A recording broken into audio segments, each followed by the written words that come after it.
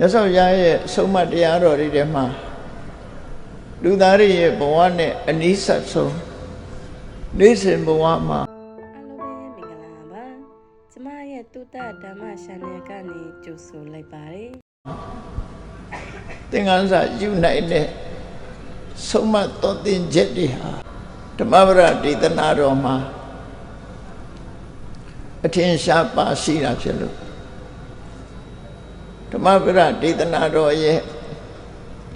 အဆိုအမိတ်မြတ်စွာဘုရားရဲ့အဆုံးအမတွေကိုအလေးနဲ့ထားပြီးတော့နာယူမှတ်သားကြည့်ကြမယ်ဆိုလို့ရှိရင်အလုံးကိုနှစ်သက်မြတ်နိုးဖွယ်ရာအဆုံးအမတွေပဲဖြစ်တယ်မြတ်မောဘဝရဲ့အကျိုးဓမ္မလွန်ဘဝရဲ့အကျိုးမြတ်မောဓမ္မလွန်နှစ်ဘဝအဆုံးသတ်ပြီးနိဗ္ဗာန်တိုင်အောင်မျက်မှောက်ပြုနိုင်တဲ့ပရမတ္ထလို့ဆိုရဲအမြတ်ဆုံးအကျိုးဒီအကျိုးတွေအတွက်ဆုံးမသွန်သင်ချက်တွေဟာလူသားတွေဖို့တရားတွေဖို့တန်ဖိုးမပြတ်နိုင်တဲ့အသိပညာတွေပဲဖြစ်တယ်မြတ်စွာဘုရားရဲ့အဆုံးအမတရားတော်တွေဓမ္မပဒထေသနာတော်အပအဝင်ပိဋက3 သွေနိကေ9ပြာဓမ္မခန္ဓာပေါင်း8400တော်ဓမ္မပြည်ကိုပြည့်ပြည့်စုံစုံရောက်လာတာကတော့17 ရာစုနှစ်လောက်အနောထာဘုရင်ကြီးရဲ့လက်ထက်ရောက်ရှိလာတယ်လို့ဆိုနိုင်တယ်ပေါ့နောထာဘုရင်ကြီးနဲ့ရှင်ဓမ္မတတိလို့ခေါ်တဲ့ရှင်အရဟံမထေရမြတ်တို့ရဲ့ကြိုးပမ်းအထောက်မှုကြောင့်မြတ်ဗုဒ္ဓသုံးပြုတဲ့ပါဠိဘာသာဟောကြားတော်မူခဲ့တဲ့ဒေသနာတော်တွေဟာမြတ်ပြည်ကိုအပြည့်အဝရောက်ရှိလာတယ်လို့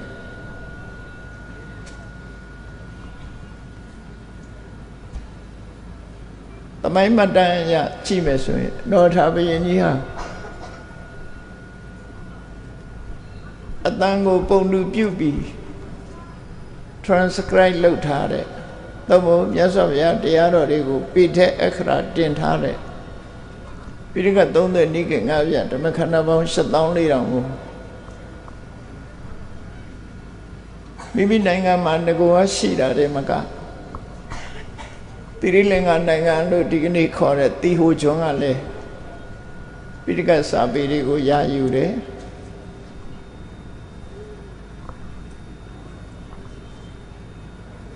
သူနဘူမိလို့ဆိုတဲ့ပထုံမြို့တော်မှာရှိတဲ့ပိဋကစာပေတွေကိုလည်းပကံကိုရောက်ရှိအောင်ရယူပြီးပကံမှာစနစ်တကျထားပြီး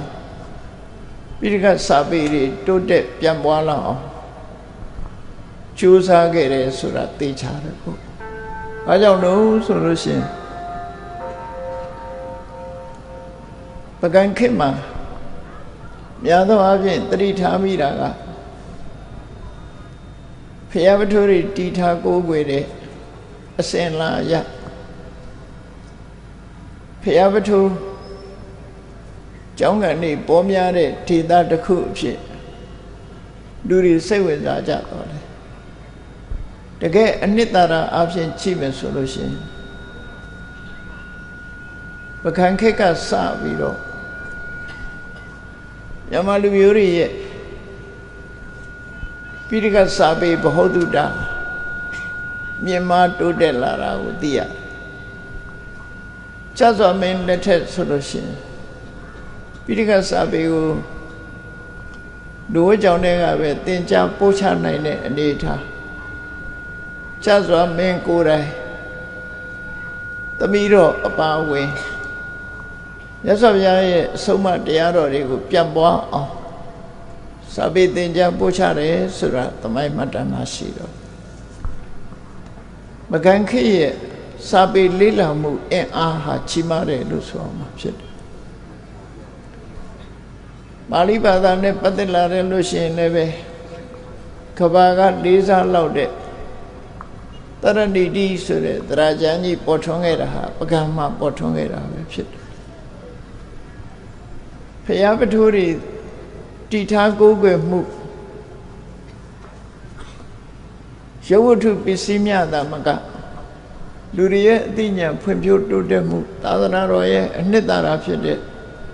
ပိဋကစာပေပါဠိဘာသာထွန်းကားမှုတွေဟာပကံခေတ်ကလေးကအလွန်အားကောင်းတယ်လို့ပြောရမှာဖြစ်တယ်တရငယ်ကျမ်းတွေထဲမှာတတ္တထပေရစိတ်နာကျမ်းလို့ဆိုတာမန္တလေးမြို့မှာစတင်တည်ထောင်ဖွဲ့စည်းတဲ့ပရိယတ္တိသာသနာဟိတအသင်းတကြတိဟာဆမွေလို့လူသိများတဲ့ဆမွေပွဲမှာပြဋ္ဌာန်းထားတဲ့တရထပေရစိတ်နာကျမ်းဆိုတာအတမထူးခြားတဲ့ကျမ်းပဲဒီကျမ်းဟာလည်းပဲပကံခေတ်မှာစတင်ပေါ်ပေါက်လာခဲ့တဲ့ကျမ်းတရားပဲဆိုင်ရာအတွေးအခေါ်စကလုံးလေးတစ်ခုရဲ့အနှစ်သာရလူလေးသေးမရှိရအောင်ရှုထောင့်မျိုးစုံကနေလေ့လာဖို့လေ့လာနည်းကိုဖော်ပြထားတဲ့ကျမ်းဖြစ်လို့တတ္တထပေရစိန်တာလို့ဆိုတဲ့အတိုင်းတတ္တအပြာအထအပြာတတ္တထအပြာလို့ဆိုတယ်တတ္တအမျိုးအစားအထအမျိုးအစားတရထအမျိုးအစားတွေကိုသိမြင်အောင်သင်ကြားပြသပေးတဲ့ကျမ်းဖြစ်လို့လွန်ထူးခဲ့တဲ့ကျမ်းတစ်ခုလို့ပြောအောင်ပါဠိစာပေလေးလာမှုအင်အားဟာမြန်မာပြည်ကလေးလာမှုအင်အားတခြားနိုင်ငံတွေမှာလေးလာတာနဲ့မတူဘူးမြန်မာပြည်ကပို့ပြီးတော့ထဲထဲဝင်ဝင်လေးလာအထူးသဖြင့်ဒီမန္တလေးမြို့တော်ကြီးကိုခြေပြုတဲ့မန္တလေးစာသင်နည်းဆိုတာအမှန်မှနာမည်ကြီးတယ်မန္တလေးစာသင်နည်းကိုအခြေခံအဖြစ်ခိုင်မြဲအောင်ပရိယတ္တိသာသနာဟိတအသင်းကြီးကပရိယတ္တိသာသနာဟိတဓမ္မစရိယစာချတန်းဆိုတာကိုတီထွင်ပြီးတော့မန္တလေးစာကြနည်းနဲ့ပိဋကသုံးပုံကိုထဲထဲဝင်ဝင်သိအောင်ဆောင်ဝဲကျင်းပပေးကြလို့ရှေးရခင်အခေါ်မန္တလေး၄ပြင်း၄ရက်မှရှိတဲ့ပညာတတ်အကျော်မော်ကျမ်းတတ်အကျော်မော်ဆရာတော်ကြီးတွေဒီမှာသတင်းသုံးခဲ့တဲ့နေရာလေးပဲဖြစ်တယ်ဒါကြောင့်မို့မန္တလေးမြို့ဟာရှင်ကျေးမှုသာအချက်ချာကြတာမဟုတ်ဘူးမြတ်စွာဘုရားရဲ့အဆုံးအမပါဠိဘာသာဓမ္မစာပေတွေနဲ့ပတ်သက်လာလို့ရှိရင်လည်းအချက်ချာကြတယ်လို့ဆိုရမှာဖြစ်တယ်ခဏိထိပထမတန်းနေရာမှာရှိနေသေးတယ်လို့ပဲပြောတကယ်ကိုပိဋကစာပေကိုထိမ့်သိမ့်တဲ့နေရာမှာကိုစွမ်းအားဉာဏ်စွမ်းအားရှိသလားမန္တလေးမြို့မှာထင်ပေါ်ကျော်ကြားတဲ့စာကြဆရာတော်ကြီးတွေဟာတရင်သုံးနေထိုင်တာပြီးထိုဆရာတော်ကြီးတွေရဲ့အဆက်အနွယ်မျက်မှောက်ခေတ်တိုင်အောင်စာပေကိုကြိုးစားပို့ချပြီးတော့မန္တလေးရဲ့ပရိယတ္တိသာသနာကိုထိမ့်သိမ်းဆောက်ရှောက်ထားတာပဲဖြစ်တယ်မန္တလေးမှာမြတ်ဗုဒ္ဓနဲ့ပတ်သက်လာလို့ရှိရင်လည်းမဟာမုနိဘုရားကြီးဟာကဘာကျော်ထင်ရှားတဲ့လူများစုကိုးကွယ်တဲ့မြတ်စွာဘုရားပဲဖြစ်တယ်အလုံးထင်ရှားတဲ့ရန်ကုန်မှာရွှေတကုံမန္တလေးမှာမဟာမြတ်မုနိစကွဲရလို့ခေါ်တဲ့ဒီရင်ပြင်တော်မှာမြတ်စွာဘုရားရဲ့ဆုံးမတရားသံနေပတ်ဝန်းကျင်ဒေသမှာပြန်ပေါင်းအောင်ကြိုးစားအထောက်နေကြအထူးသတိပြုစရာကောင်းတာအင်းနဲ့အားနဲ့အခြေခိုင်မာစွာမြန်မာနိုင်ငံမှာပါဠိဘာသာနဲ့ပိဋကစာပေဟာအခြေခိုင်ခိုင်ကြီးစိုက်ထူနိုင်ခဲ့တယ် အဲ့ဒီအခြေခိုင်ခိုင်စိုက်ထူထားတဲ့ပါဠိဘာသာနဲ့ပိဋကစာပေကိုနောင်မျိုးစစ်တစ်တီထိအောင်နှစ်ပေါင်း9000ကြာသည့်တိုင်အောင်မြန်မာပြည်မှာပျောက်ကွယ်မသွားအောင်အင်းနဲ့အားနဲ့ကြံ့ကြံ့ခိုင်ခိုင်ကြီးတည်ရှိနေအောင်ယန္တငါတွေဘက်ကရောဒုပရိသတ်ကဘက်ကပါပံ့ပိုးပြီးတော့ကြိုးစားအထောက်ကြမှာဖြစ်တယ်မြတ်စွာဘုရားရဲ့အဆုံးအမတရားတော်တွေတည်ရှိနေမှဒီတရားတော်တွေကပေးတဲ့အသိဉာဏ်တွေကိုရရှိကြမှာဖြစ်တယ်ဓမ္မသာလဲလူတွေရဲ့ကိုယ်ကျင့်တရား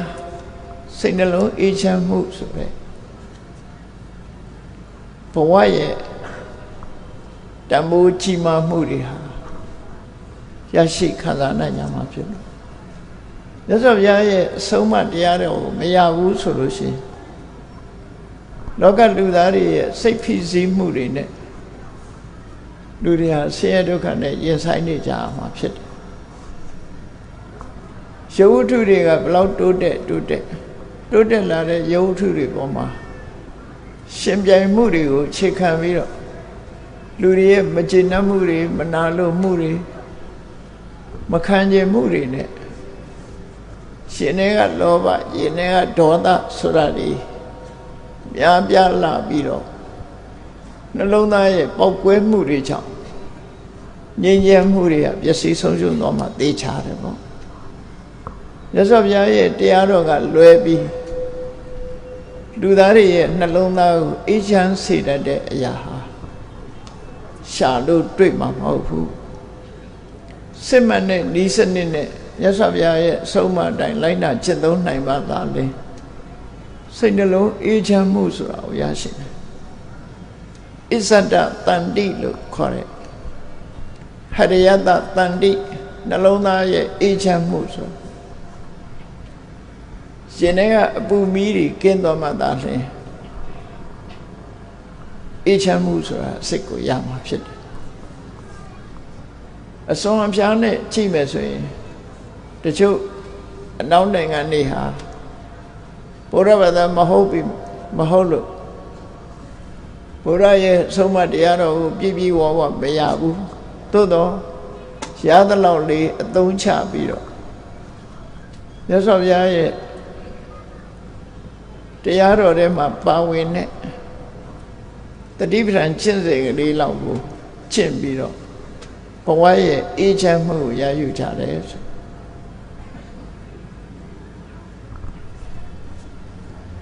လူသားတွေမသိမနေရသင်ကြားဖို့ဆိုပြီးတော့သင်ယူညွန်းတမ်းမှာ subject matter ဆိုတာကိုထည့်သွင်းထားပြီးတော့ဘာသင်ပေးတော့ဆိုဘုန်းကြီးတို့2009ခုနှစ်ကကြောက်ကိုရီးယားရောက်တဲ့အချိန်မှာအဲ့ဒါကိုစတင်ပြီးတော့သိရှိခဲ့ရတယ်ကိုရီးယားဒုံခွတ် University မှာ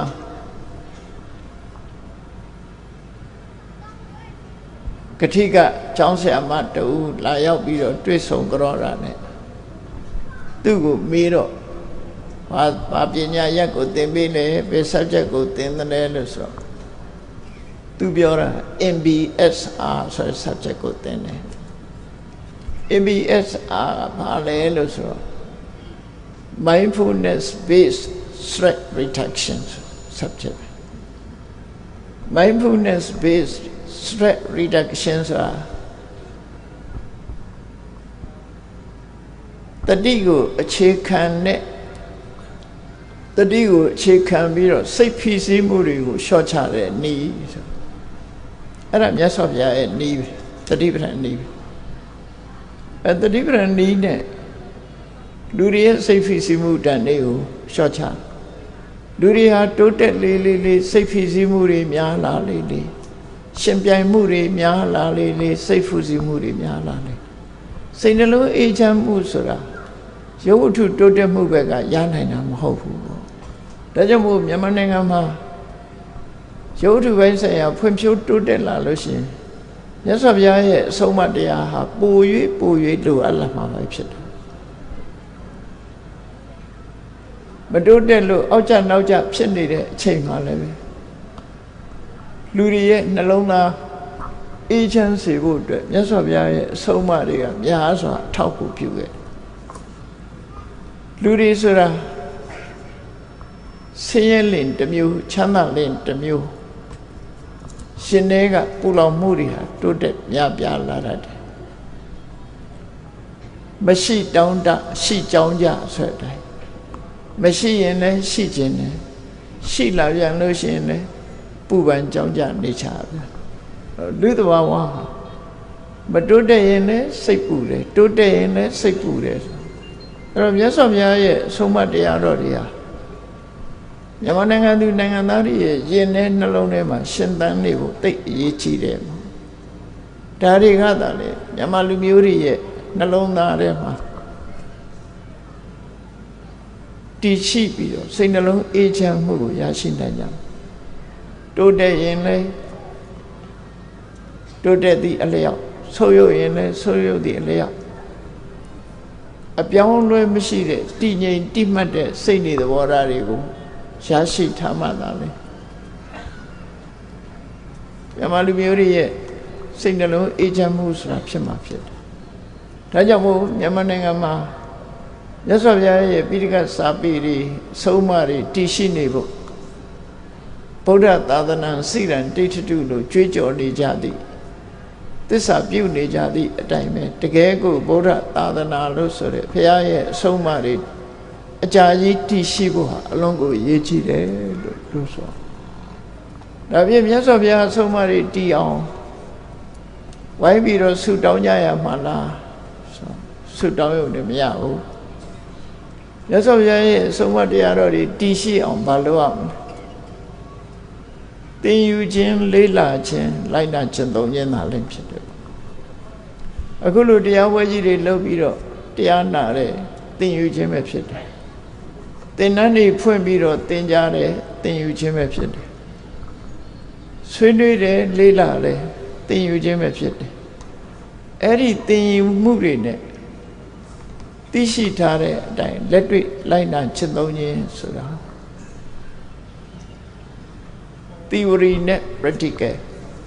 ဒီနှစ်ခုပေါင်းစပ်ပြီးတော့ထားလိုက်ပဲဆိုရင်ကောင်းမြတ်တဲ့ရလဒ်အကျိုးတွေထွက်ပေါ်နေမှာပဲဖြစ်တယ်ဒါကြောင့်မို့သိယူခြင်းဟာအမှန်တမ်းအရေးကြီးတယ်မြတ်စွာဘုရားကလူသားတွေကိုအကျိုးပြုနိုင်တဲ့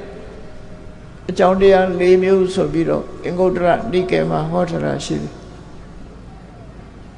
အဲ့ဒီ၄မျိုးထဲမှာ2မျိုးကအပြင်ပဲအကြောင်း external condition လို့ခေါ်တယ်အပြင်အကြောင်းဗဟိတအကြောင်းကျန်2မျိုးက internal condition လို့ခေါ်တယ်အစ္ဆဒအကြောင်းလို့ဒီအကြောင်း2ရပ်အလုံး4မျိုးအပြင်အကြောင်းအတွင်းအကြောင်းဆိုတာနှစ်ခုပေါင်းစပ်ပြီးတော့လှုပ်ဆောင်လိုက်မယ်ဆိုလို့ရှိရင်အသိပညာတွေကတိုးတက်လာပြီးလူသားတွေအတွက်များစွာအကျိုးဖြစ်ထွန်းမယ်လို့အဲ့ဒါကဘာလဲလို့ဆိုရင်နံပါတ်1ကတပုရိသတန်တေဝပညာတတ်တဲ့လူတော်လူကောင်းတွေနဲ့ပေါင်းစုံမိဖို့စိကပ်ဖို့တတ္တမတဝနာထိုသူတော်ကောင်းတွေစီကမြတ်စွာဘုရားရဲ့ဆုံးမတရားများကိုနာယူမှတ်သားသိယူလေ့လာဖို့ဒီနှစ်ခုဟာအပြင်အကြောင်းနှစ်ကြောင်းလို့ခေါ်တယ်အဲ့ဒါလို့ဆရာနဲ့ဆုံတွေ့ခြင်းပညာသင်ခြင်းချင်းညွတ်ပြောမယ်ဆိုရင်ဆရာထံချင်းကပ်ခြင်းနဲ့ပညာသိယူခြင်းဒီနှစ်ခုအဲ့ဒါတင်ပြီးပြီလားလို့ဆိုမပြီးသေးဘူးအတွင်းအကြောင်းနှစ်ခုကယောနိသောမနတိကာရနဲ့ဓမ္မနုဓမ္မပฏิပန္နမမကံကနှလုံးသွင်းဆင်ញင်သုံးသပ်ခြင်းဆိုတဲ့ယောနိသောမနတိကာရဓမ္မနုဓမ္မပฏิပန္နလို့ခေါ်တဲ့အတိုင်း တရားအဆိုအမိတ်အတိုင်းမြတ်စွာဘုရားလမ်းညွှန်တဲ့လမ်းဆုံးပန်းတိုင်နဲ့တင့်လျော်တဲ့လက်တွေ့ကျင့်သုံးမှုတစ်ခုကိုကျင့်သုံးခြင်းလို့ဆိုတော့ပေါင်းလိုက်ပဲဆိုရင်စာတွေးနဲ့လက်တွေ့ပဲဒါအဲ့လိုနှစ်ခုပေါင်းစပ်ပြီးမြတ်စွာဘုရားရဲ့အဆုံးအမတွေရင်ထဲနှလုံးထဲရောက်အောင်လုပ်အောင်ဖြစ်တယ်ဒါကိုအချင်းချုပ်ပြောရင်တော့ပရိယတ္တိနဲ့ပฏิပတ်တိလို့ပြောအောင်ပရိယတ္တိဆိုတာသင်ကြားပို့ချပေးခြင်းသင်ယူမှတ်သားခြင်းပฏิပတ်တိဆိုတာလက်တွေ့လိုက်နာကျင့်သုံးခြင်းဆိုရင်ဒီချက်နှစ်ချက်ဆောင်ရွက်မှသာလေမြတ်စွာဘုရားရဲ့ဒီအဆုံးအမတရားတော်တွေဟာဒီနိုင်ငံမှာမပြောင်းမကွယ်အောင်တည်ရှိနေမှာပဲဖြစ်တယ်အဲ့ဒါအရေးကြီးတဲ့ကအရေးကြီးဆုံးထဲမှာနံပါတ်1အရေးကြီးဆုံးပဲဒီကနေ့ခေတ်စဉ်းစားကြည့်လွန်မဲ့နှစ်ပေါင်း2600လောက်ကဒီဆုံးမတရားတော်တွေကိုအိန္ဒိယနိုင်ငံမှာဟောခဲ့တာဖြစ်တယ်သို့တော့အိန္ဒိယနိုင်ငံမှာပပပြည်ထွန်းကားတယ်လို့ထွန်းကားသေးလားဆိုမထွန်းကားတော့အိန္ဒိယနိုင်ငံလူတွေကဘုရားရဲ့ဆုံးမတွေကြောခိုင်းသွားပြီလို့ပြောလို့ရတယ်ကြောခိုင်းသွားပြီဆိုရင်ပျောက်ကွယ်သွားတဲ့သဘောမြန်မာပြည်မှာဟောတဲ့တရားမဟုတ်ပြီမဲ့လို့မြန်မာလူမျိုးတွေရဲ့ယင်ထဲမှာ AD 17ရာစုလို့ခေါ်တဲ့ပကံခေတ်ကစပြီးအရှိန်နဲ့အဟုန်နဲ့အမြင့်တွေဆင်းသက်လာခဲ့တဲ့ပြီးဒီကစပြီးဘုရားရဲ့ဆုံးမတွေဟာမြန်မာလူမျိုးတွေရဲ့ကြိုးပမ်းအထောက်မှုကြောင့်ဒီကနေ့မြန်မာလူမျိုးတွေပိုင်ဆိုင်တဲ့တကယ်တန်မိုးကြီးမားတဲ့အနှစ်သာရယရဏပစ္စည်းတစ်ခုဖြစ်တယ်အဲ့ဒီတန်မိုးကြီးမားလာတဲ့အနှစ်သာရရှိတဲ့ယရဏပစ္စည်းကိုမြန်မာလူမျိုးတွေကောင်းကောင်းထိန်းရမှာဖြစ်တယ်မထိန်းသိမ်းဘူးဆိုရင်လက်လွတ်ဆုံးရှုံးသွားနိုင်တယ်ဒါဟာအရေးကြီးတဲ့အချက်ပဲเนาะတော့ထိမ့်သိမ့်မယ်ဆိုတာဘယ်လိုထိမ့်သိမ့်ရမှာလဲလို့ဆိုရင်ခုနကသင်ယူခြင်းလက်တွေ့ကျင့်သုံးခြင်းဆိုတာနဲ့ပဲထိမ့်သိမ့်ရအောင်ပိဋက30နိကေ9ပြတပတ်ခဏပေါင်းတရားတွေဟောပြောပွဲတွေလေးလာပွဲတွေသင်ယူပွဲတွေသင်္นานတွေနဲ့အခုဒီကနေ့ခေတ်ဆိုတော်အားရစရာရှိတယ်သူနီးသူဟန်နဲ့တော့သင်္นานတွေဖွင့်ပြီးတော့သင်ရတယ်အဘိဓမ္မာသင်္นานတို့ဝိသုဒ္ဓိမေသင်္นานတို့နိကေသင်္นานတို့ဆိုတာမျိုးတွေမြတ်စွာဘုရားရဲ့အဆုံးအမတရားတော်တွေကိုသင်္นานဖွင့်ပြီးတော့သင်ယူလေ့လာနေကြတာဒါကောင်းတဲ့အစဉ်အလာတစ်ခုပဲဖြစ်တယ်မှန်ကန်တဲ့လောက်ရတစ်ခုဖြစ်တယ်ဒါကြောင့်ကိုးပို့ပြီးတော့မြတ်စွာဘုရားရဲ့အဆုံးအမတရားတော်တွေကိုယင်ထဲရောက်လာပြီးတော့ထိုတရားတော်တွေအတွက်လက်တွေ့ကျင့်သုံးနေကြအဲ့တော့ပါဠိဘာသာဟာလည်းပဲမြန်မာပိုင်းပစ္စည်းဖြစ်လာပြီပိဋက30နိကေ9ပြတပတ်ခဏပေါင်း8400နဲ့မြန်မာလူမျိုးတွေပိုင်တဲ့ယရဏပစ္စည်းဖြစ်လာကိုပိုင်တဲ့ယရဏဟာကိုပြေကထွက်တာမဟုတ်ပြီမဲ့ကိုပိုင်တဲ့ယရဏကိုမပြောက်ပြဲအောင်ပိုင်ဆိုင်သူကထိမ့်သိမ့်ရမှာပဲပေါ့ဗမာပြည်ကယရဏပစ္စည်းတွေနိုင်ငံခြားရောက်သွားသူတို့ပိုင်သွားတာပဲလေအဲ့တော့ဘယ်ဟာပဲလာမြန်မာလူမျိုးတွေလက်ထက်ရောက်တဲ့ပါဠိဘာသာနဲ့ပိဋကစာပေကိုမပြောက်ပြက်အောင်ဘုန်းကြီးတို့တွေအဓိကထားပြီးထိမ့်သိမ့်ဆော့ရှော့ကြမှာဖြစ်တယ်ဆိုတာကိုတတိချက်ကြဖို့လိုတယ်ပေါ့နော်ဆက်လက်ជីវတုတက်နေအောင်လုပ်ရမယ်အဲ့ဒီပိဋက30နိကေ9ပြတပတ်ခဏပေါင်း8400ထဲမှာအပါဝင်နဲ့ဂါရပုတ်ပေါင်း400ကျော်နဲ့ဟောထားတဲ့ဓမ္မပဒဌိသနာဆိုတာဟာနေ့စဉ်ဘဝမှာအလွန်တန်မိုးရှိပြီးတော့မြတ်စွာဘုရားဟောကြားညွှန်ကြားဆုံးမတဲ့အတိုင်းဘုန်းကြီးတို့တွေဘယ်လိုလိုက်နာရမလဲဆိုတာအမြဲတမ်းတန်မိုးရှိတဲ့ဆုံးမတွေဖြစ်တယ်အဲ့ဒီဂါရပုတ်ပေါင်း400ကျော်တဲ့ကဒီကနေ့နံပါတ်83ဂါထာကနေစပြီးတော့ဓမ္မရတ္တနဲ့ဘဝသင်္ကန်းစာကိုရအောင်ဘုန်းကြီးတို့တွေကြိုးစားကြရမှာဖြစ်တယ်မြတ်စွာဘုရားကအခါအားလျော်စွာ ပုဂ္ဂိုလ်အသီးသီးကိုဟောပြောခဲ့တာဖြစ်တယ်သို့တော်မြတ်စွာဘုရားဟောသမျှတရားသည်စတုပရိသသာဓရဏဘဂဝတောဓမ္မထေသနာမြတ်စွာဘုရားဟောသမျှတရားသည်ပရိသတ်၄ပါးနဲ့ပတ္တထာရေကြည့်ပဲတခါတည်းဥတီရာယဟန်တော်တွေတန်ဃာတွေကိုဥတီတော်လဲလူပုဂ္ဂိုလ်တွေနဲ့မဆိုင်ဘူးလို့ဒီလိုမဟုတ်ဘူးအဲ့တော့မြတ်စွာဘုရားရဲ့ပရိသတ်၄ပါးဆိုတာအမျိုးသားယဟန်တော်ဆိုတဲ့ဘိက္ခုအမျိုးသမီးယဟန်လို့ဆိုတဲ့ဘိက္ခုနီဒီကနေ့ခေတ်တော့သီလရှင်ဆရာတွေပေါ့အမျိုးသားဥပဒကအမျိုးသမီးဥပတိကမလို့ Buddhist Society လို့ဆိုတဲ့ဗုဒ္ဓရဲ့တပည့်အဖွဲ့အစည်း၄ရပ်ရှိတယ်ဘုရားဟောသမျှတရားသည်ဘိက္ခုဘိက္ခုနီဥပဒကဥပတိကလို့ခေါ်တယ်ဒီပရိသတ်၄ပါးနဲ့သက်ဆိုင်တယ်လို့ဒီလိုပဲမှတ်သားရမှာပဲဖြစ်တယ်အလုံးအတွက်ဟောတယ်လို့အဲ့တော့83ခါထားမှာလူတွေရဲ့စိတ်ဓာတ်နဲ့ပတ်သက်ပြီးတော့စိတ်နေသဘောထားကောင်းမွန်ခြင်းမကောင်းမွန်ခြင်းကိုယ့်ကိုဆန်းစစ်ပြီးတော့စိတ်နေသဘောထားကောင်းအောင်ကြိုးစားအထောက်ဖို့မြတ်စွာဘုရားကဆုံးမသွန်သင်ခဲ့တာပဲဖြစ်တယ်ဒီဒေသနာတော်ထဲမှာအတန္တံဘာဝနာမိတ်စေယပုရခရင်္စဘိက္ခုတုအာဝတိတုဣတရိယံပူဇာပရကုလိတုစာ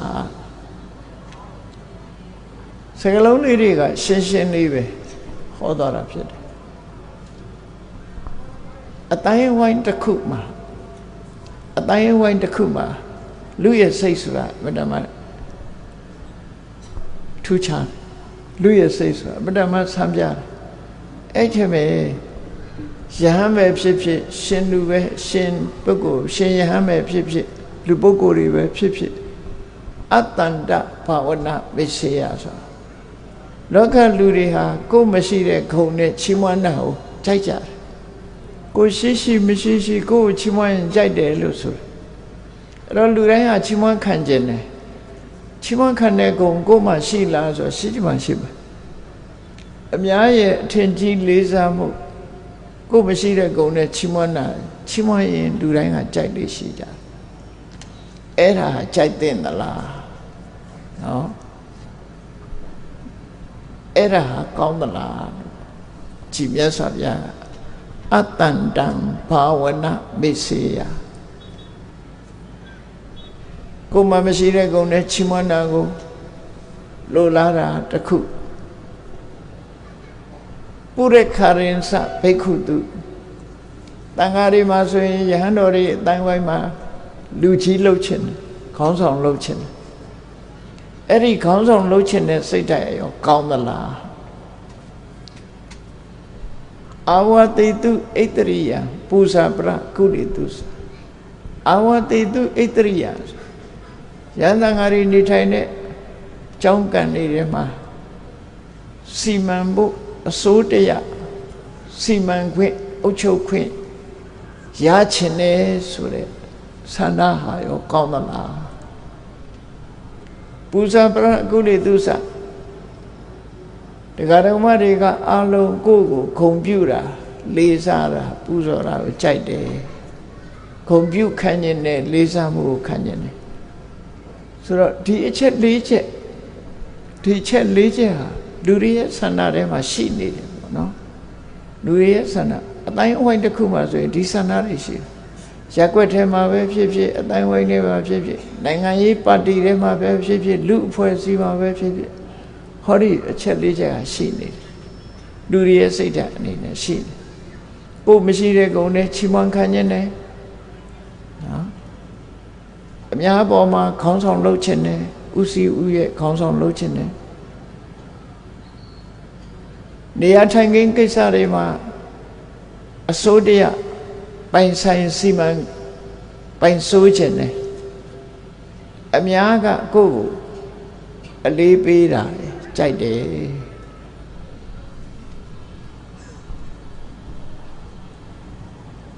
သူ့ရဲ့အတွေးတွေ ဒါရီကြိုက်တော့ဘလို့အတွေးတွေပေါ်လာတော့ဆိုမမေဝကတမဉ္ဇန္တုဂိဟိပပစ္စည်းတာဥဘောရှင်လူယဟန်ရှင်နေပဲဖြစ်စေစေလူတွေကပဲဖြစ်စေစေဟုတ်လားရှင်လူယဟန်နှမျိုးလုံးကဘာပဲလှုပ်လို့ကောင်းတာလှုပ်တယ်ဆိုရင်သူလှုပ်တယ်လို့ပဲထင်မြင်ယူဆစေခြင်းနဲ့အလုံးဟာခုံယူစရာရှိရင်သူလှုပ်ထားတာလို့လူတွေကိုသိစေခြင်းခုံယူခြင်းနဲ့မမေဝတိဝတ္တအတုကိစ္စကိစေတုကိစ္စမေစီဘယ်လိုကိစ္စမျိုးပဲဖြစ်ဖြစ်ဆောင်ရွက်လုပ်ကိုင်မယ်ကိစ္စတွေဘယ်လိုဟာမျိုးပဲဖြစ်ဖြစ်သူဆန္ဒအတိုင်းပဲဖြစ်စေခြင်းတယ်အများဆန္ဒမဟုတ်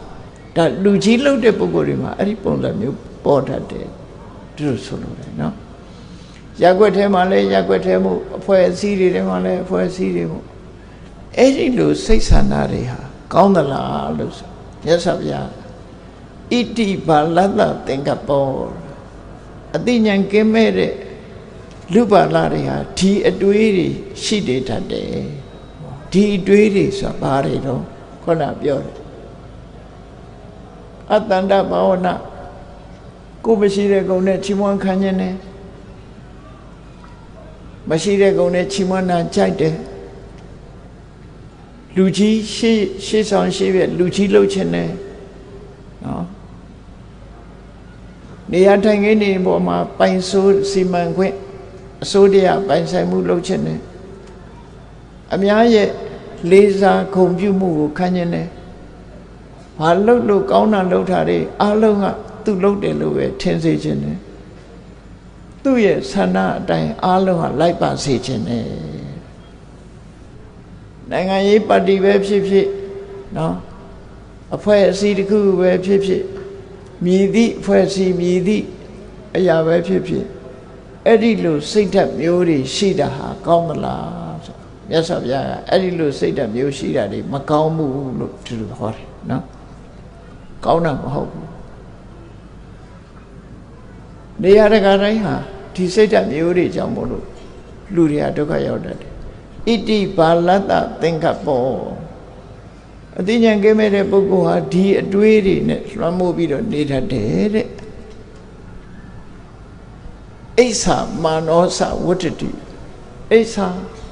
လိုချင်တဲ့ဆန္ဒတွေမာနကိုယ်အထင်ရောက်မှုတွေအဲ့ဒါတွေလွှမ်းမိုးလာသည့်အတွက်ကြောင့်လူတွေရဲ့အသင်းအဖွဲ့ကြီးတစ်ခုထဲမှာဘိုလ်လုံးချင်တဲ့စိတ်တွေပေါက်လာလို့ဒီပုဂ္ဂိုလ်ဟာတကယ်အနှစ်သာရရှိလူကြီးလောက်ရတာမျိုးမဟုတ်ပဲနဲ့ဒီလိုဆန္ဒတွေကြောင့်မို့လို့ပြောမယ်ဆိုလို့ရှိရင်ဒီဆန္ဒတွေရှိသည့်အတွက်ကြောင့်အသင်းအဖွဲ့တွေလည်းအမျိုးမျိုးကွဲနိုင်ငံရေးပါတီတွေလည်းအမျိုးမျိုးကွဲရက်ွက်ထဲမှာလည်းအဖွဲ့အစည်းတွေကွဲလူအတိုင်းဝိုင်းထဲမှာလည်းကွဲအဲ့ဒီလိုကွဲပြားခြားနားမှုတွေဟာတိုးတက်ဖြစ်ပေါ်လာခြင်းဟာမလိုအပ်တဲ့ဒီလုံးအတွေးခေါ်တွေမလိုအပ်တဲ့လူလာမှုတွေကြောင့်ဖြစ်လာတာလို့မြတ်စွာဘုရားဒီဒေသနာတော်အရဆင်ញင်သုံးသပ်ကြည့်လို့ရတယ်သို့သောဒီဒေသနာတော်ဟာယဟန်တော်တစ်ပါးကိုအကြောင်းပြုပြီးတော့ဟောရတာဖြစ်တယ်သို့သောလူအတိုင်းဝိုင်းထဲမှာလည်းပဲဒါမျိုးတွေဟာကောင်းသလားလို့ဆိုမကောင်းအဲ့တော့အလုံးညီတူညီမျှအမှန်တရားပေါ်မှာယက်တည်ပြီးတော့လောကင်ဆောင်ရွက်သွားကြမယ်ဆိုလို့ရှိရင်ချီးပွားတိုးတက်မှုကဖြစ်လာမှာပဲဖြစ်တယ်ပေါ့နော်အဲ့ဒါလိုမဟုတ်ဘဲနဲ့အခုလိုချင်ဆန္ဒတွေအတွေးတွေစိတ်ဆန္ဒတွေကိုအထင်ရောက်တဲ့မာမာနတွေရှေ့တန်းတင်ပြီးတော့နိုင်ငံရေးပါတီတွေဖွဲ့မယ်နော်အဖွဲ့အစည်းတွေလုပ်မယ်ဆိုလို့ရှိရင်တော့ဒီအဖွဲ့အစည်းဟာကြည်ပွားတိုးတက်မှုဆိုတာမရနိုင်ဘူးဆိုတဲ့အဓိပ္ပာယ်ဟာမတ္တမထင်ရှားတယ်လို့ဆိုလို့နော်အလုံးဟာညီတူညီမျှတိုင်ပင်ဆွေးနွေးပြီးတော့ကြည်ပွားတိုးတက်မှုကိုဆောင်ရွက်ကြသူတဝန်ကိုတဝန်ဆိုတာရှိပြီးသားအလုံးဟာ မတူညီတဲ့ပုဂ္ဂိုလ်တွေဟာမတူညီတဲ့အလုပ်လုပ်ထားတာတဦးနဲ့တဦးမတူညီပေမဲ့လို့မတူညီတဲ့အလုပ်တွေကိုလှုပ်ဆောင်ခြင်းအပြင်တူတူလှုပ်ခြင်းတူတူနေခြင်းအပြင်ကြီးပွားတိုးတက်မှုဖြစ်စေစဉ်းစားကြည့်လေဘုန်းကြီးတို့တွေကိုယ်ကိုယ်သေချာစဉ်းစားကြည့်မတူညီတဲ့အရာတွေကစုပေါင်းပြီးတော့အလုံးလုံးနေကြတာပဲလူတယောက်တည်းပဲကြည့်မျက်စိနားနှာခေါင်းလျှာကိုယ်ကာယမနဆိုတာရှိတယ်မျက်စိရဲ့အလုပ်ကကြည့်ခြင်းရှုခြင်းအလုပ်နားကအတန်ကိုနားထောင်ခြင်းအလုပ်နှာခေါင်းဆိုတာကအနံ့ကိုသိခြင်းဆိုတဲ့အလုပ်လျှာဆိုတာကအရသာကိုသိတဲ့အလုပ်ခန္ဓာကိုယ်ဆိုတာအထီးအတွေ့အပူအေးကိုသိတဲ့အလုပ်နဲ့စိတ်ဆိုတာကြံတွေးတဲ့အာယုံအဲ့တော့စဉ်းစားကြည့်မျက်စိအလုပ်နဲ့နားအလုပ်တူလားဆိုမတူပေမဲ့ပေါင်းဆက်ပြီးတော့လုပ်ရတယ်ကောင်းမြတ်တဲ့ရလတ်တစ်ခုလုပ်ဖို့ရပေါင်းဆက်ဖို့လိုရတယ်မျက်စိကမျက်စိလုပ်ပဲနားလုပ်ပဲနှာခေါင်းကနှာခေါင်းလျှာကိုယ်ကဒါသိတာထင်ရှားတာကိုပြောပြအဲ့ဒီတိုင်းပဲလူအဖွဲ့အစည်းကြီးမှလည်းကိုယ်လုပ်ကိုလှုပ်သွားပြီးတော့ပေါင်းဆက်ပြီးတော့လှုပ်သွားမယ်ဆိုရင်ကောင်းကျိုးချမ်းသာရမှာပဲဖြစ်တယ်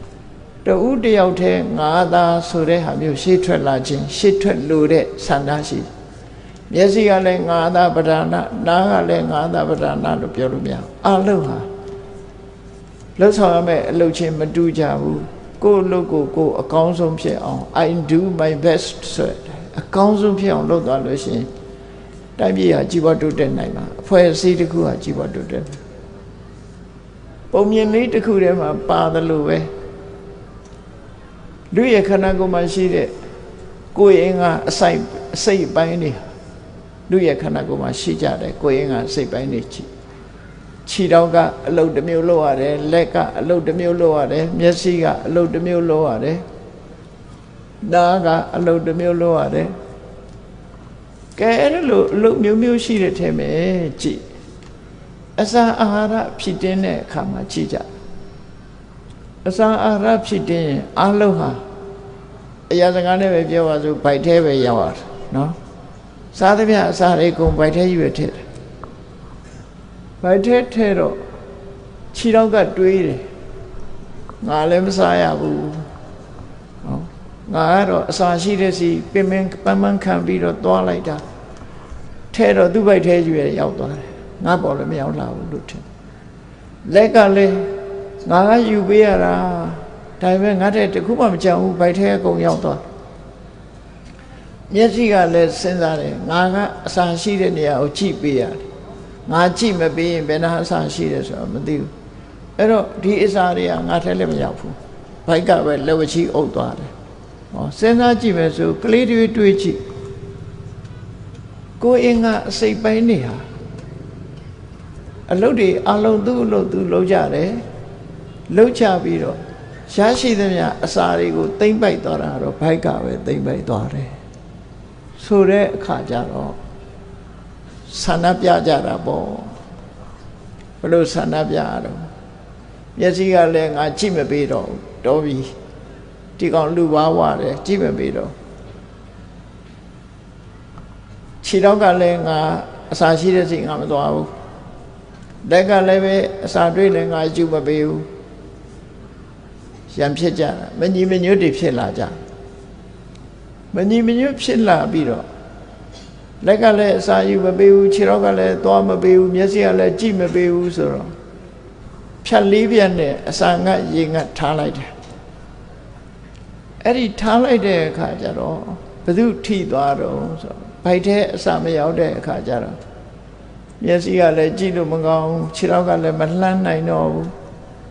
လက်ကလည်းပဲမကြွနိုင်တော့ဘူးအကုန်လုံးခန္ဓာကိုယ်ကြီးဟာအင်အားနေပြီးမလုံနိုင်မဆက်နိုင်ဖြစ်လာအဲ့ဒီကြတော့မှသဘောပေါက်တာဩသူသိမ့်ထားသမျှငါတို့အတွက်ပါလားဗိုက်ထဲအစာအယောင်းမှငါတို့လည်းအားရှိမှာပါလားဆိုတဲ့အတိရပြီးပြန်ပြီးညီညွတ်သွားတယ်တဲ့အဲ့လိုညီညွတ်ဖို့အရေးကြီးတယ်ပေါ့နော်အဲ့လိုမညီညွတ်လို့ရံဖြစ်နေမယ်ဆိုလို့ရှိရင်အလုံးကဆန္ဒပြပြီးလှုပ်မပေးဘူးဆိုရင် ဘာနဲ့တူတုံးဆိုရင်ပင်လယ်ထဲမှာလှေကြီးအတူစီးသွားပြီးတော့ငါအောက်ကပေါက်တာမင်းအောက်ကပေါက်တာငါအောက်ကပေါက်တာငါနဲ့မဆိုင်ဘူးမင်းအောက်ကပေါက်ရင်မင်းပဲတောင်းဝန်ရှိတယ်ဆိုအငင်းပွားပြီးတော့အပေါက်ကိုဖားဖို့မကြိုးစားကြဘူးဆိုရင်လှေနစ်မယ်လှေနစ်လို့ရှိရင်အလုံးမသိမှာပဲအဲ့တော့မတူညီတဲ့အရာတွေဟာပေါင်းစုပြီးတော့လုပ်ရတယ်ဆိုတာသဘာဝထင်ရှားတယ်ပေါင်းစုလုပ်ခြင်းဟာအများကောင်းကျိုးအတွက်ဖြစ်တယ်အဲ့ဒါလိုမလုပ်ဖဲနဲ့ကိုတယောက်တည်းပဲရှေ့ထွက်လာပြီးတော့နော်ချီးမွမ်းခံခြင်းနဲ့အတ္တန္တဘာဝနာချီးမွမ်းခံခြင်းနဲ့ပုရခရင်စဘေခုတုကိုပဲရှေ့ဆောင်ရှေ့ရွက်လူကြီးလှုပ်ခြင်းနဲ့ဒီပြင်လူကြီးလှုပ်တာမခံဘူးအာဝတိတုဣတရိယနေရာထိုင်ခင်းကိစ္စတွေမှာသူ့ပဲပိုင်ဆိုးခြင်းနဲ့အုပ်ချုပ်ခြင်းနဲ့ပူဇာပရကုလိတုအားလုံးကဂုံပြုရင်လည်းသူ့ပဲဂုံပြုခံခြင်းနဲ့မမေဝတိကတံကတမေညာတုဘာပဲဖြစ်ဖြစ်ငါလုပ်တယ်ငါပဲလုပ်ရမယ်လို့အားလုံးကထင်မှတ်စေချင်တာလေအများလို့ဆိုတာကိုမထင်မှတ်စေခြင်းသူတယောက်တည်းပဲဂုံယူခြင်းနဲ့မမေဝတိဝတ္တအတုအလုံးငါရဲ့ဆန္ဒတိုင်းအလုံးလိုက်လျောကြမယ်ဆိုတဲ့ဒီစိတ်ဆန္ဒတွေဟာကောင်းတဲ့စိတ်ဆန္ဒတွေလားလို့ဆိုမကောင်းဘူးဖွဲ့စည်းတစ်ခုပျက်စီးခြင်းရဲ့အကြောင်းမို့ဟောရမြတ်စွာဘုရားရဲ့အဆုံးအမတရားဣတိပါလောစဣတိပါလတ္တသင်္ကပ္ပောဒီအတွေ့တွေအိဋ္ဌာလိုခြင်းဆန္ဒတွေမာနောကိုထင်ရောက်မှုတွေထင်ကြီးမှုတွေအဲ့ဒါတွေတိုးတက်များပြားလာလို့ရှိရင်ပျက်စီးခြင်းရဲ့အကြောင်းပဲလို့ဟောဓမ္မပဒဒေသနာတော်ကရတဲ့သင်ခန်းစာပေါင်းစပ်ပြီးတော့တို့တွေလုံနိုင်မှကောင်းမြတ်တဲ့အကျိုးရမယ်ကိုလုပ်တဲ့အလုပ်ကိုအကောင်းဆုံးဖြစ်အောင်လုပ်ရမယ်ဆိုတာကိုသတိအဲ့တော့မြန်မာနိုင်ငံမှာပိဋက3ပုံပိဋက3သွေနိကေငါးပြတပည့်ခန္ဓာပေါင်း8400တီးနေအောင်ဘယ်သူတွေလောက်ကြရမှာလဲဆိုအားလုံးပဲလောက်ကြရမှာနော်အားလုံးပဲလောက်ကြပို့ချတဲ့ပုဂ္ဂိုလ်ကပို့ချမယ်တင်တဲ့ပုဂ္ဂိုလ်ကတင်ကြမယ်နော်ထိုတင်ယူမှုပို့ချမှုတွေဖြစ်နေအောင်အစဉ်ပြေအောင်ပံ့ပိုးမဲ့ပုဂ္ဂိုလ်တွေကပံ့ပိုးမယ်ဆိုလိုတာကအပြန်အလှန်ပေါင်းစပ်ပြီးတော့ကိုယ့်အလုပ်ကိုကိုယ်အကောင်းဆုံးဖြစ်အောင်လုပ်ကြလို့ရှိရင်ပိဋကစပေတွေဟာတည်တံ့တည်မြဲနေမှာပဲဖြစ်ပါတယ်ဒီလိုဆိုလို့တူတဲ့လှုပ်လို့မရဘူးအဲ့တော့မြန်မာလူမျိုးတွေပိုင်တဲ့မြတ်ဝရရဲ့အဆုံးအမနဲ့ပိဋက3ပုံမြန်မာနိုင်ငံမှာတည်တံ့နေအောင်ကြိုးစားအထောက်ကြဖို့ဟာဒါအလေးနဲ့ထားပြီးတော့ဆောင်ရွက်ကြမယ့်ကိစ္စတစ်ခုဖြစ်တယ်လို့ဒီလိုဓမ္မပဒဒေသနာအရာရောအလုံးအရာရောမှတ်သားကြရမှာဖြစ်တယ်ဟောနောက်တစ်ခုကမြတ်စွာဘုရားရဲ့အဆုံးအမမှာအညာဟိလာဘူပဏိတာအညာနိဗ္ဗာနခာမိနိဧဝမေတံအဘိညာယဘိက္ခုဗုဒ္ဓတာသာဝကောတက္ကရဏဝိနန္ဒေယဝိဝေကမနုပြုဟေဆိုလိုတဲ့အဓိပ္ပာယ်ကပစ္စည်းလတ်လတ်ပါရတဲ့နိလန်းကတစ်မျိုးတဲ့နိဗ္ဗာန်ရောက်တဲ့နိလန်းကတစ်မျိုးတဲ့မတူဘူးလို့ဆိုလိုဆိုလိုတာကတရားလမ်းကြောင်းနဲ့လတ်လတ်ပါလမ်းကြောင်းဟာကွဲပြားခြားနာတယ်ပေါ့လတ်လတ်ပါကိုဖော်ဆောင်တဲ့လမ်းကြောင်းနဲ့တရားဓမ္မကိုကျင့်သုံးတဲ့လမ်းကြောင်းဟာပေါင်းစပ်လို့မရဘူးတလမ်းစီပဲသူနဲ့သူအဲ့ဒါကိုကွဲကွဲပြားပြားသိဖို့လိုအပ်တယ်လို့ဆိုလိုတယ်ပေါ့ကွဲကွဲပြားပြားသိပြီးတော့မြတ်စွာဘုရားကသက္ကာရနာဘိနန္ဒေယအများရဲ့ကြီးညိုလေးစားမှုတွေလတ်လတ်ပါရမှုတွေခုံရှိမှုတွေခုံတရင်ကြီးမားမှုတွေဒါတွေကိုမမက်မောပါနဲ့တဲ့မမက်မောနဲ့နိဗ္ဗာန်ရောက်ကြောင်းတရားမှာဒါတွေမပါဘူးဒါတွေမမက်မောရဘူးလို့ဆိုလို့ပေါ့မင်္ဂနဲ့လမ်းကြောင်းရဖို့ရအတွက်ဒါတွေကိုမမက်မောရတက္ကာရနာဘိနန္ဒေယဝိဝေကမနုပြုဟေကိုယ့်ရဲ့တိုးတက်မှုရှိအောင်နော်လို့တဲ့လှုပ်ထိုက်တာကိုကြိုးစားအထောက်ပါလို့ဒီလိုဆိုလို့ရပေါ့နော်ကျိုးစွန်းအဲ့တော့နာမည်ကြီးအောင်လည်းမလုပ်နဲ့ နိဗ္ဗာန်ရောက်ကြောင်းတရားကတခြားနိဗ္ဗာန်သွားတဲ့လမ်းကတခြားဘုံကြည့်ပြီးတော့လက်လက်ပါရမယ်လမ်းကြောင်းကတခြားလို့ဒီလမ်းကြောင်းနှစ်ခုစီတာထားပြီးတော့ကိုသွားတာပဲလမ်းကြောင်းကသွားတယ်လေဒါအရေးကြီးဆုံးပဲကိုဟာတရားဓမ္မကျင့်ပြီးနိဗ္ဗာန်ဆိုတဲ့ခရီးကိုသွားမှလားသို့မဟုတ်စိတ်နှလုံးအေးချမ်းမှုကိုဖော်ဆောင်မှလားစီးပွားရေးပဲအာယုံစိုက်ပြီးတော့တခြားကိစ္စတွေကဘယ်လိုပဲနေနော်ဘသူသေးသေးငတေမာရောဆိုတဲ့လမ်းကြောင်းနဲ့သွားမှလားဆိုတာနှစ်ခုကွဲကွဲပြားပြားစီချထားဖို့လိုအပ်တယ်လို့ဆိုလို့တယ်ပေါ့အဲ့ဒီမှာအညာဟိလာဘူပဏိတာလာဘဥပနိတာလက်လက်ပါရခြင်းရဲ့အကြောင်းကတခြားတဲ့အဲ့တော့လောကလူတွေဟာလက်လက်ပါရဖို့ဘယ်လိုလုပ်ကြတာတော့ဆိုတော့ဒီနေရာမှာအထက်ကရာဆရာကြီးကအနည်းငယ်ထုတ်ပြီးတော့ပြထားတယ်လက်လက်ပါရဖို့ရအတွက်ကြရင်တဲ့လူဆိုတာတော့ယဟန်နေပဲဖြစ်ဖြစ်လူ့ကြောင့်နေပဲဖြစ်ဖြစ်ပစ္စည်းဥစ္စာလက်လက်ပါရဖို့အတွက်ကြလာဘုပ္ပါဒကေနလက်ကိုဖြစ်ပေါ်စေခြင်းနဲ့ပုဂ္ဂိုလ်တယောက်ဟာတဲ့ထောကံအာကုသလံကမ္မံကာတောဝတ္တတိမဟုတ်တာလေးတော့အ ਨੇ ဆုံးလောက်ရတော့မှာပဲမကောင်းတဲ့နီးနဲ့လက်လက်ပါရခြင်းတော့မဟုတ်တာလေးတော့အ ਨੇ ဆုံးလောက်ကြတယ်ဒီကနေ့ခေတ်မှာကြည့်လေရခြင်းနဲ့စိတ်နဲ့လောက်တာတယ်လက်ပေးလက်ယူဆိုတဲ့အဂတိတွေဘယ်တော့မှမပြောင်းနိုင်တဲ့အနေအထားမျိုးတွေဖြစ်တယ်ပေါ့အနည်းငယ်မဟုတ်တာလေးတော့လောက်ရတယ်တဲ့ဥပမာပေးထားတယ်ဒီနုကနာထမင်းနုထမင်းဆိုတာမြန်မာပြည်မှာအားလုံးသိတယ်အဲ့နုထမင်းကိုလက်နဲ့ကောယူတဲ့အခါမှာကိုယ့်ရဲ့လက်ညှိုးကိုနုထမင်းနဲ့ပဲဖြောင်းမြောင်ကြီးစိုက်လိုက်စိုက်ပြီးရင်ဖြောင်းမြောင်ကြီးပြန်နှုတ်လို့ရှိရင်ကိုယ့်လက်ထဲမှာနုထမင်းပါလာမှာမဟုတ်ဘူးလက်ကတ်ထားလေးလောက်ပဲရှိမယ်ပါလာမှာမဟုတ်ဘူးနော်ဖြောင်းမြောင်ကြီးစိုက်ပြီးဖြောင်းမြောင်ကြီးပြန်နှုတ်လိုက်လို့ရှိရင်လက်ထဲမှာနုကနာနုထမင်းပါလာမှာမဟုတ်ဘူးအဲ့တော့ကလည်းလက်ချောင်းလေးကိုနည်းနည်းကောက်လိုက်လို့ရှိရင်နုထမင်းအခဲလိုက်ကြီးပါလာအဲ့ဒါဘာကိုပြောတာတော့ဆိုရိုးသားဖြောင်းမနေရင်တော့ဘာမှမရဘူးဆိုတဲ့အဓိပ္ပာယ်ပြောတာနော်နည်းနည်းလေးကောက်လိုက်ပြီဆိုရင်ရလာပြီအဲ့တော့လက်လက်ပါရဖို့ဆိုတာနည်းနည်းကောက်မှရတယ်ဆိုတဲ့အဓိပ္ပာယ်ကိုဖော်ပြဒါဖြင့်လက်လက်ပါရအောင်လှုပ်တိုင်းဟာမတရားတဲ့နေကြီးပဲလားလို့ဆိုအဲ့ဒါလိုတော့မဟုတ်ဘူးမြတ်စွာဘုရားတရားတဲ့နေနဲ့လက်လက်ပါရနိုင်တဲ့ဟာတွေရှိတယ်မတရားတဲ့နေနဲ့မရှိဘူးတရားတဲ့နေနဲ့ပဲလုပ်ရမယ်ဥပမာပစ္စည်းရောင်းဝယ်လုပ်တယ်ဆိုရင်လည်းမမှန်ကန်ကန်ရောင်းဝယ်တယ်မမှန်ကန်ကန်ပစ္စည်းမှန်မှန်လုပ်တယ်အဲ့လိုနေနဲ့လည်းကြီးပွားတာရှိတယ်လေမမှန်ကန်လုပ်ပြီးတော့ပစ္စည်းဥစ္စာကိုရအောင်လုပ်တာမျိုးမဟုတ်စေရမှန်ကန်တဲ့နီလန်းနဲ့လည်းပဲအကျိုးအမြတ်တွေကဖြစ်နိုင်တာပဲလေအဲ့ဒါကိုတတိထားဆင်ခြင်မှုဆိုတာကိုထိဒေသနာတော်မှာဟောပြောတာပဲဖြစ်လူပဲဖြစ်ဖြစ်ရှင်ပဲဖြစ်ဖြစ်